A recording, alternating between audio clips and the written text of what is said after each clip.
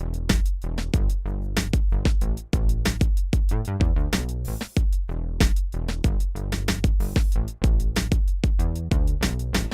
and welcome to Game Sound Podcast. My name is Pedro, and today I'm joined once again by my good friend Tito.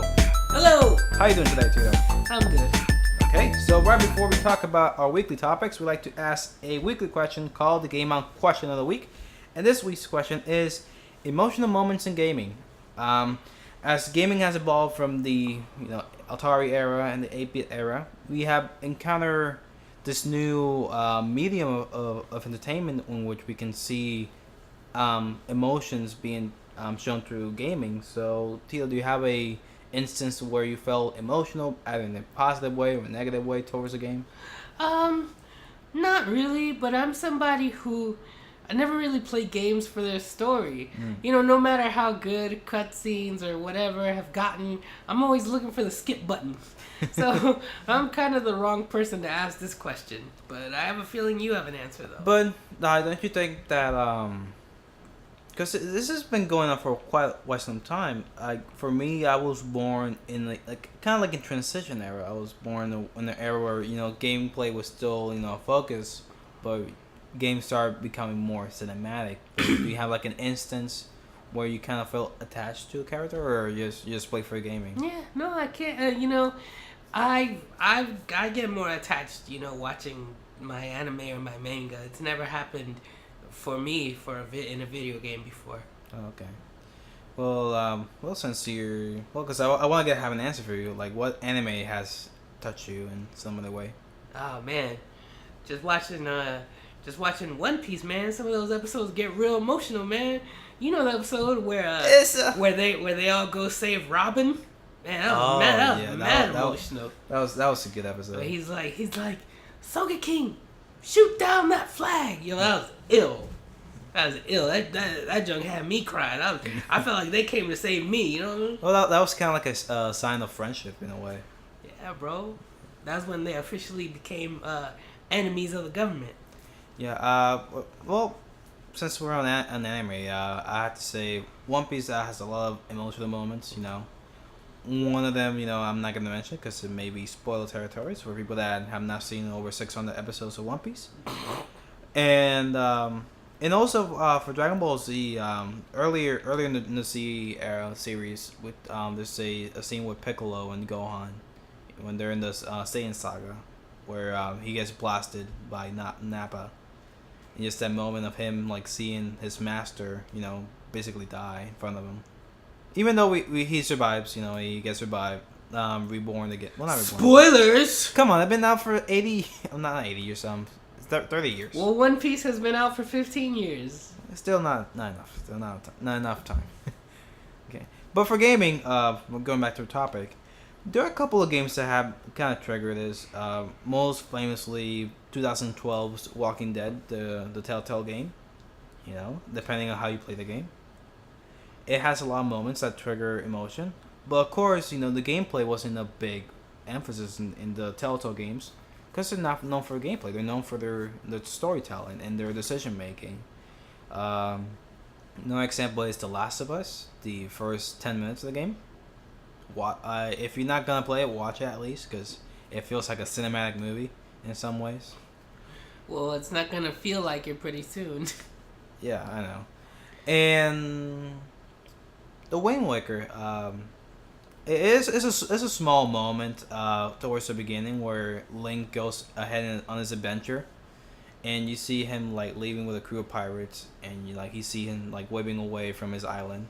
A little small touch right there. I don't know, I'm a sentimental guy, What a sap. I'm a sap, like the only movie, because I've seen a bunch of movies. The only movie I ever cried on, just guess what the movie is. My Little Pony. No, not Little Pony. What? Toy Story 3. Oh yeah. The ending of Toy Story 3. Yeah, that got me too. I got because like Toy Story was. Well, for me, it was like for our generation, it was like okay, this part of our lives is officially over. That was the thing, and I grew up with those movies. I remember I had the VHS tape, and I used to rewind it and play it all the time. And because I grew up with those movies, and to see kind of like that transition of how we like Andy, and the character Andy, moving on with his life. It's kind of was like, ooh. And now God. they're gonna ruin it with this Toy Story 4 crap. Okay, let's not talk about this. Okay, we'll leave it for another podcast. But speaking of movies, one of our favorite series, well not series, movies from Kevin Smith, Mallrats, is getting a sequel, but guys, gonna start filming next year. Tito, how do you feel about that? I'm excited. I'm waiting for that to see what the Stan Lee cameo is gonna be this time. That's a good cameo. Yeah. So, so those of you who don't know, 20 years ago, Kevin Smith directed a movie called Mallrats, and it was a second film, and it just basically the reason why it resonates with me so much, even though I saw it just recently, I saw it probably like a few months ago, it's just how I can see myself in those shoes. I can relate to the characters, even though sometimes they are like overzealous in there, like they are, what's the word for it? Exaggerated, of course. But like with that movie, I just feel like it's just such a cool movie to watch. And of course, Stan Lee had that cool cameo in it, and was probably like 20 years younger. And it reminds you of the glory days of the mall. I know, and that was such a thing that it's not that really that big anymore. At least where we're from. The mall used to be kind of like the hangout place. People used to go back in when I used to live in Puerto Rico. That was the thing. You left school and you got to hang out around the mall. Not anymore. Not anymore. No, the only thing keeping malls afloat now is holidays. Yeah, holidays basically. But like not even, because teenagers, we didn't have money. We were basically going to the mall to hang out. That was kind of like but you really don't see that often. You don't. Well, because now people don't hang out. They text each other.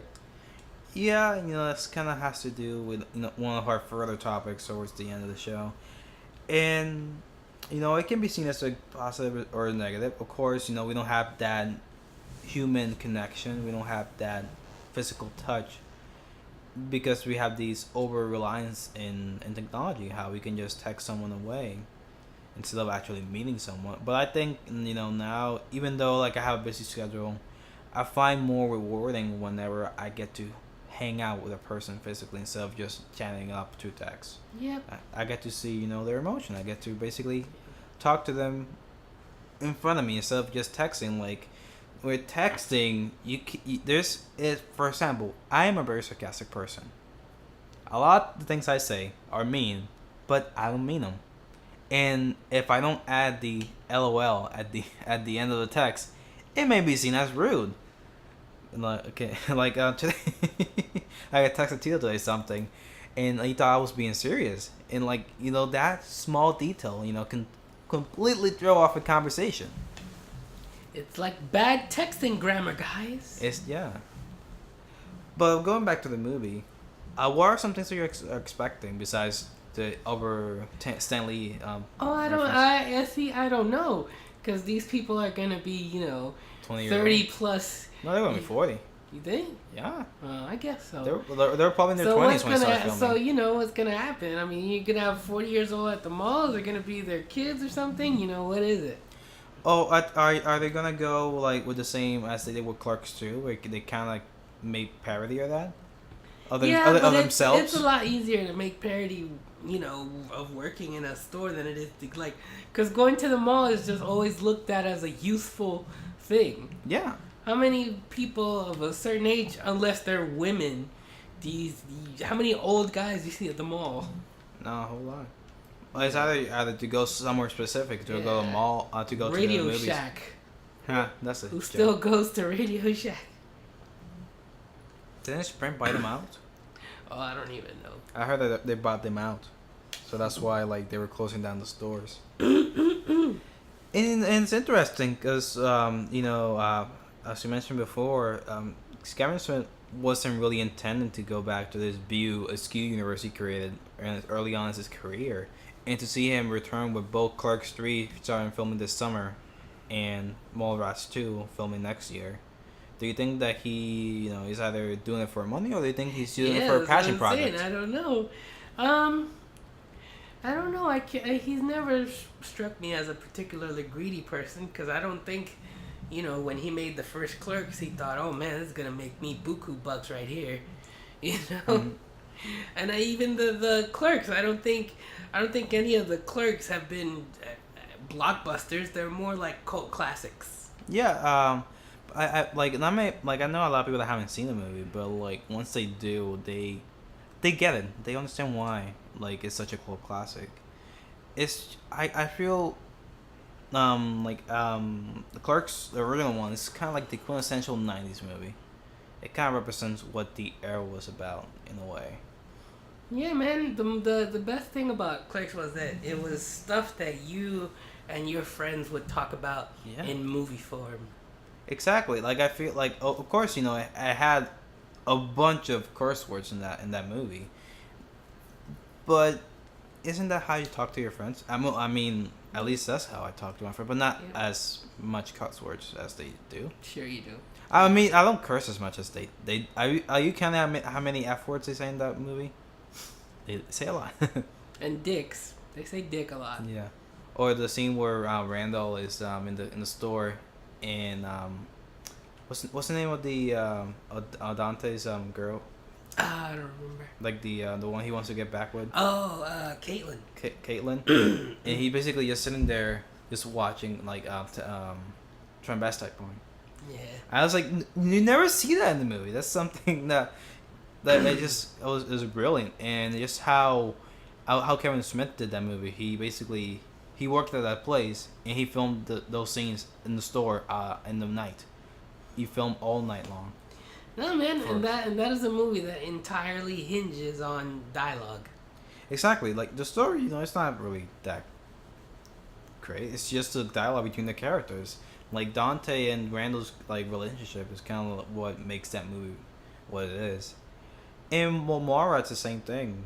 Jason Lee, I feel that he was like the main thing of that movie, even though he wasn't really the main character. Yeah, man. All those movies, man, it's just the dialogue and everybody just seems so real. It seems like real life, except much funnier.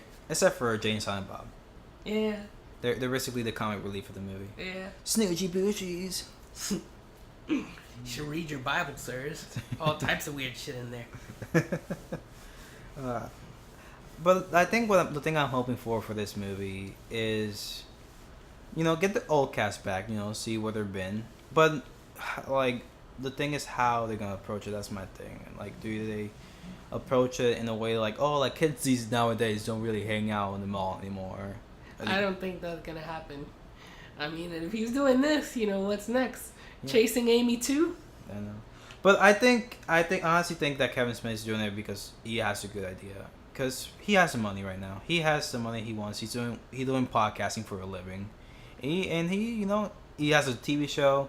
Like, he is in a great position right now. He doesn't have to make movies for money. He's basically doing passion projects. Like the last few movies he's been doing are basically passion projects that he's been doing, and like he's been quoted saying like, I want to do movies that no one else will do.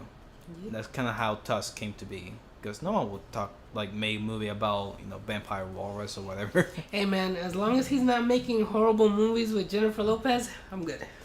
That's only one movie. She was only for a few minutes. Let's not mention that movie. Okay. Well, our next topic for today is Nintendo. They're really mentioning next gen hardware, which is interesting. Today they made a announcement in Japan, talking about an alliance they made with a Japanese mobile company about releasing mobile games with their IP to smartphones and PCs.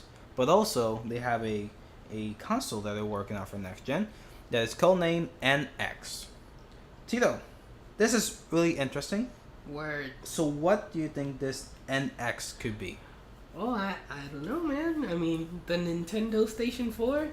They were very cryptic with what they said. I read the article and it's very broad. You don't get a sense of what it is. So now, the thing is this one gonna be compatible with Wii U games and GameCube games and Wii games, or are we done with that? Are we gonna go to now a model of, oh, you want to play that stuff on this console? Nintendo now, It's interesting because I'm trying to find the article here from IGN.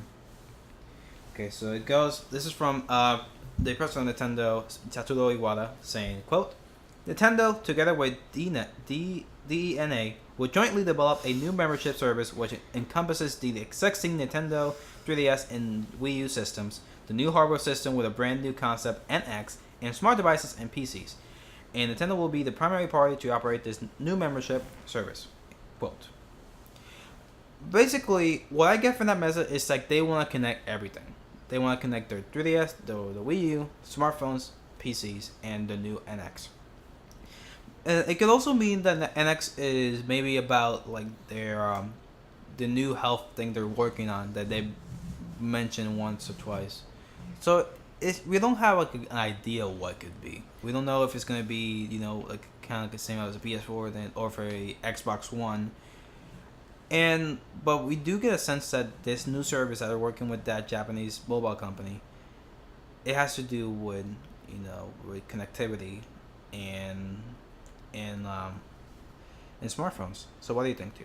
Well, I think whatever that console is, we'll probably see that in probably 2018, 2019, like way down the line. And I think Yeah. the mobile stuff they can get started on right away. And because I think what Nintendo is seeing is they're seeing a lot of people making clones of their games and seeing the money that people are making with these clones. When literally all they have to do is put out a Mario game, and I mean, they could put out 5, 6 games a month on mobile phones, and it won't be no problem, and they'll be rolling in the money. The thing I'm glad about this announcement is because Nintendo's finally working with someone that knows what they're doing. The thing with Nintendo is they don't have consistency. They don't know how to keep adding content. And with a mobile company like that, they either once a week or once a month, at least there's some consistency here. And to see their IPs on smartphones is great because, like you mentioned, there's games that basically emulate what the Nintendo formula of some of their franchises, and why not getting that money? Hey man, Flappy Birds has the freaking Pipes. Mario pipes in their games, man. Come on. And it's good because I think they're understanding that not many people are into buying handhelds anymore. Even though I am a proponent of the 3DS. I think it's a great handheld. I think it has great games, but you had to drop $200 into a system. Yo, plus come the on, games. let me get that Famicom 3DS, guys. Come on. Yeah, what Tito's mentioning is how in North America, the only territory that did not happen, did not bring their new Nintendo 3DS with the Famicom buttons, and that's why Tito is upset. Come on, Famicom buttons, Famicom guys. Come on. So, do you think that since I mentioned PC, do you think that we may see a Nintendo IP on PC games? Oh man, you imagine a Mario game with those super ultra 1 bajillion K graphics. Yeah, like you can see like every single like strand of hair in his mustache. Man, yo, imagine a Zelda game on PC, bro. Oof. I was gonna mention that. Do you think that Zelda Wii U? I don't think it's coming out this year, but they're still saying that it's coming out this year. Do you think that it's coming out for the Wii U, or is it going for next for NX? Well, I'm pretty sure it's coming out for Wii U. Like I said, the NX, I'm pretty sure is not coming out anytime soon. Yeah, like I think good estimate 2018. I think it's a good time because it leads the Wii U to have a actual average lifetime for a console. And the Wii U can keep its pace going while everybody's moving on to the PS5 and the Xbox 2. The play. Then the Wii U will have graphics on the Xbox One and PS4's level. But do you think it could also harm the Nintendo, like when they're in their hardware sale? Because like if they add IP to other places, people might be encouraged to buy their systems. No, because I'm pretty sure. Because the thing about Nintendo is, I think they realize at this point that the people that buy their stuff now are loyalists. Yeah. They don't have that casual Wii audience anymore. Now anybody who buys a Wii U is buying a Wii U because Nintendo's who they want to roll with. Yeah, exactly. The Wii was such a phenomenon because it introduced this concept that wasn't really fully realized. It introduced the concept of motion gaming and casual gaming. Like many people bought Wii's in 2005 in order to play Wii Sports with their family, to see grandma bowl or things like that. And I think they lost touch with that after a few years with the Wii. We didn't see that many releases. It was standard definition, so people were kind of turned off with the Wii. And with the Wii U, the marketing wasn't good. The name confused people, and just didn't convey the correct message. And plus, Nintendo's business practices are just mad shady, bro. Like, the Wii U was out 2-3 years. And I remember going to a store, and they were still creating that artificial demand. Of like, come on, we're 2-3 years down the line. Why am I still going to a store and them telling me that they're out of Wii's? Yeah, they that's their thing. They have always done that. See, Amiibos. That's the prime example of supply and demand that is not working. They get, let's say like a store orders 20 Amiibos, 20 certain Amiibos. Let's say like a very one like Ike, 20 Ikes. Nintendo might send them like 5, and most of them are pre-orders, so like people that are, the next shipment will have to be people that already pre-ordered thing. So it's this constant cycle of people, Nintendo just not giving enough supply, and also there's been reports of being a strike on the production of Amiibos. That is a fact that has been confirmed, but still you can't just create this artificial hype when it's not because their people are just selling out. It's because you're not supplying enough for the demand. And how does Nintendo pull off a game being out 2-3 years and the price never being lowered? That is something interesting. Because I usually, if there's a game I'm interested in, I usually wait a couple of months or weeks and see if the price drops. But for Nintendo games, I'm just like, okay, I'm just gonna buy it day one because it's never gonna go down. Mario Kart will never go down. Super Smash Bros. Will never go down. Zelda will never go down. It's interesting how these games. Oh, and if you happen to have like a Nintendo game that happens to be like a all-around critical game that people love, and you have it sealed, dude, you have money in the bank right there because collectors will go crazy for it. Yep. Yeah, it's just like I feel Nintendo has always been able to keep their brand together, even though their marketing practices aren't the best. They still know how to preserve their IP.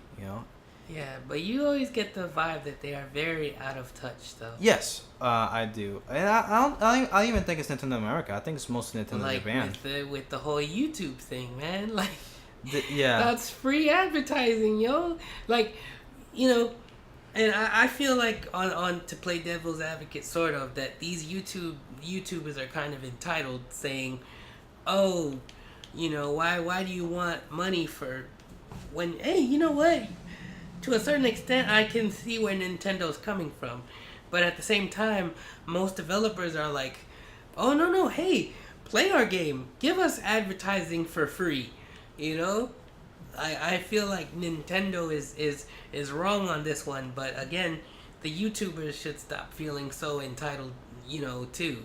It's a difference. I'm as much as I love Nintendo, I feel that they should, instead of making this appearance from them as appearing as this kind of like this executive boss man talking to like peasants for as YouTubers, I think they should talk to the people that do these things, people that dedicate their lives to streaming and broadcasting their content, and make amends. I personally think that they should be allowed to stream what they want without having any problems.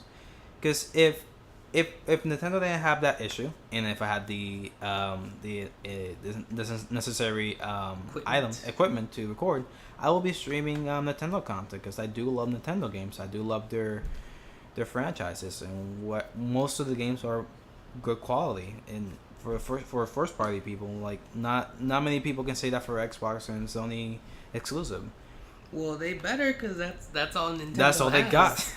Exactly. No one can deny that Nintendo has the best exclusive because nobody's like, yo, that Assassin's Creed Black Flag on Wii U, what?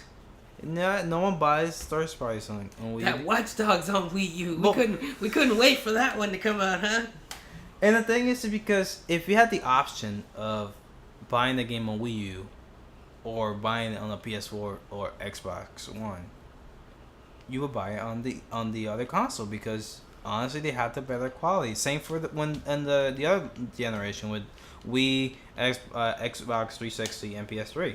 People always bought their first parties on PS3 and Xbox 360 Hey, because man. they had the HDMI. Star Wars Force Unleashed on the Wii though.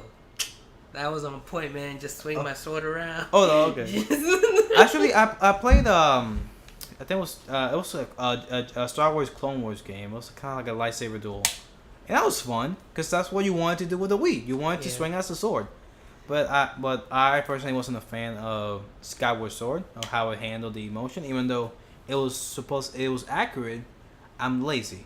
I don't like swinging my sword the whole damn game. You don't Because swinging like there your were sword. enemies that you had to have specific patterns. Yeah. So like if they have opening like this, you had to slice horizontally. That or just seems vertically. like it'd be really tiring to do that for an entire game. Yeah, that's why I wasn't able to finish Skyward Sword. Hey man, I'm still pissed that they tacked motion controls onto Mario Galaxy.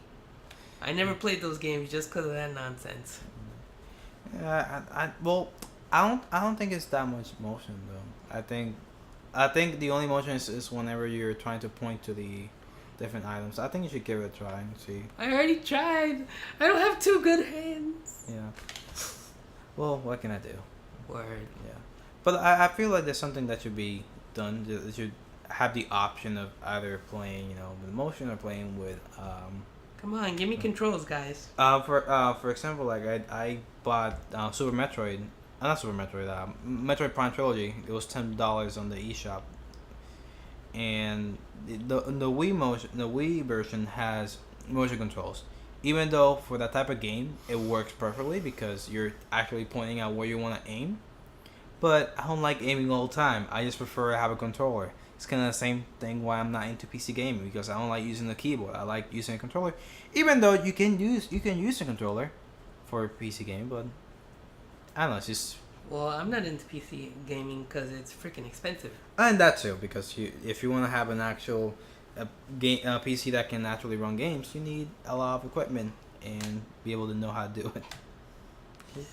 Well, is there anything else you want to add to this matter? No. Nintendo is about to start making the money. That's true. Okay, so for our last topic, this is more of a round table topic in which we kind of discuss our opinions of this matter. And this week's topic for the sound off is digital future.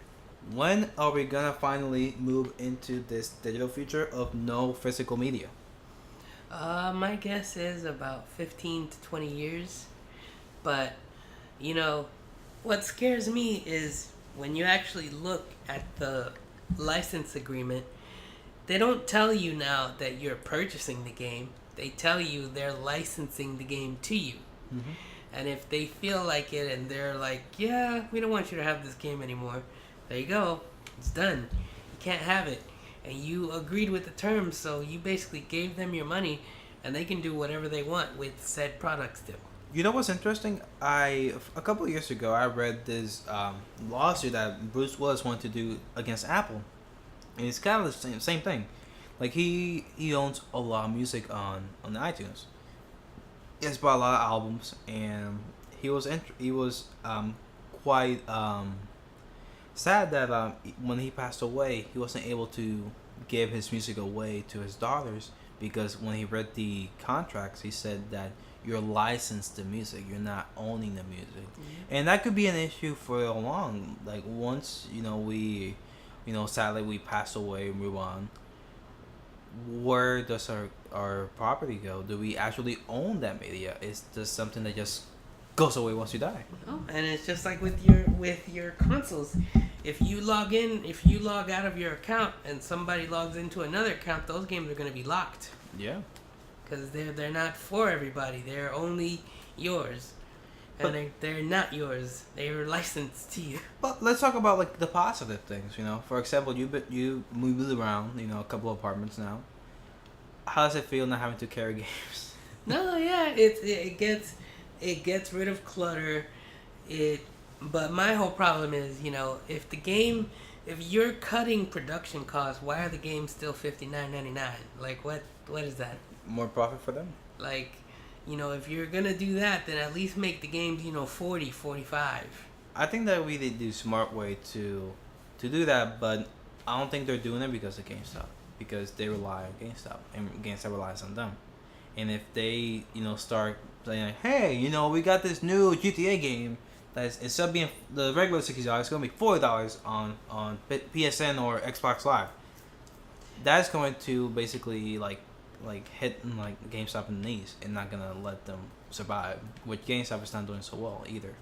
And now you're just kind of, if you really want a game, you usually end up pre-ordering it because it comes with quote-unquote bonuses. That's the only reason why GameStop still exists, because they have that bonuses people may have for the games. And I feel like in the digital future it's good because you can just buy a game online and like not have to worry about going outside. Which kind of goes back to our Mallrats topic of how people just don't go out because they don't have to. They can just stay at home and do whatever they need. See, but why is that a good thing, bro? You telling me you don't like going to GameStop during the midnight release of a game I do. everybody wants? Are you just hanging out, talking about the game? Like, you might make a new friend there, man. Like, I'm going to miss that, I'm playing devil's advocate. Of course I do enjoy going to GameStop for the midnight releases, hanging out with people that, they are like me. We have a common interest in, and we can express it without being ashamed or being mocked because we like gaming. And I think we live in a generation now that is acceptable to be a gamer. People know what it is. People, it's in the mainstream now. Yeah, it's mainstream now.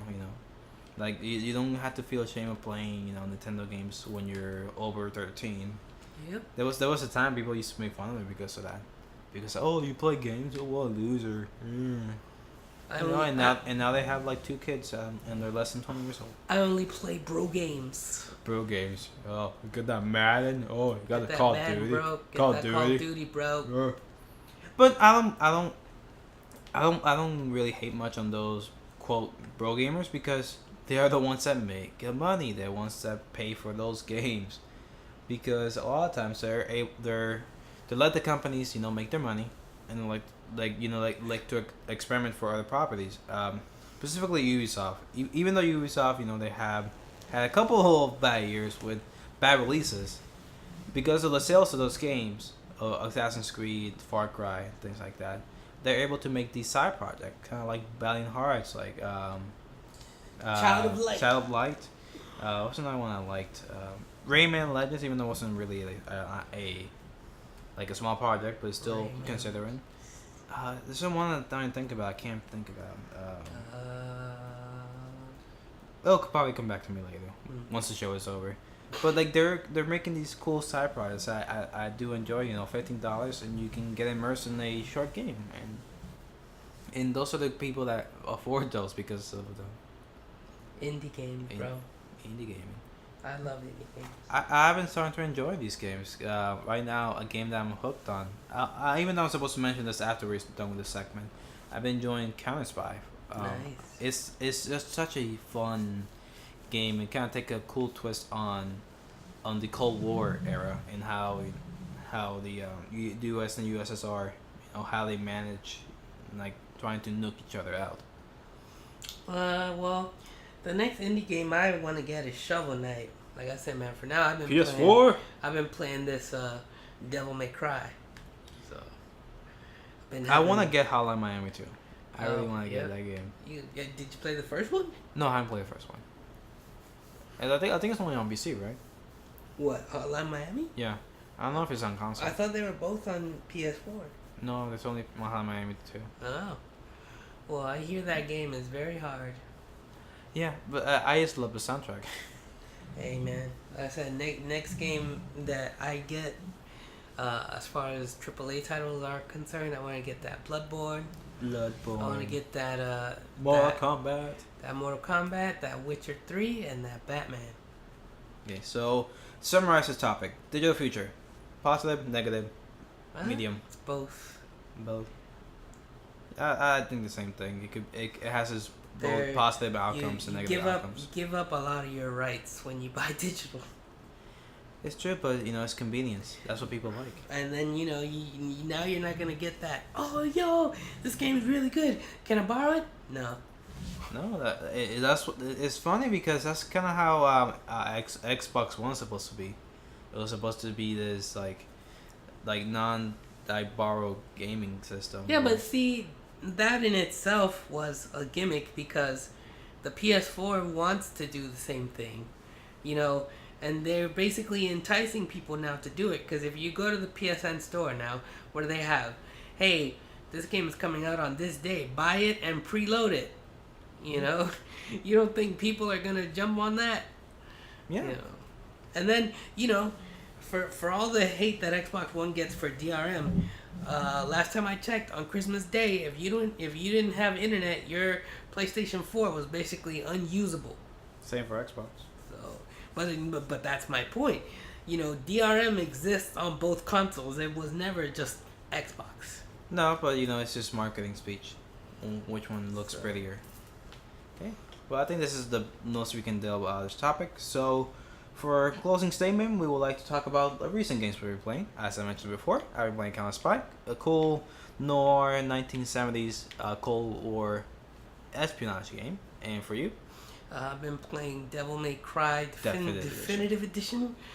Great, awesome, fun, hack and slash action. Yeah, sounds fun and dandy.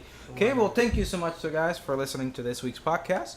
You can like us on Facebook, follow us on Twitter, and subscribe on YouTube and iTunes at The Game and Sound for all 4 platforms. Thank you very much, and we'll see you next time. Bye.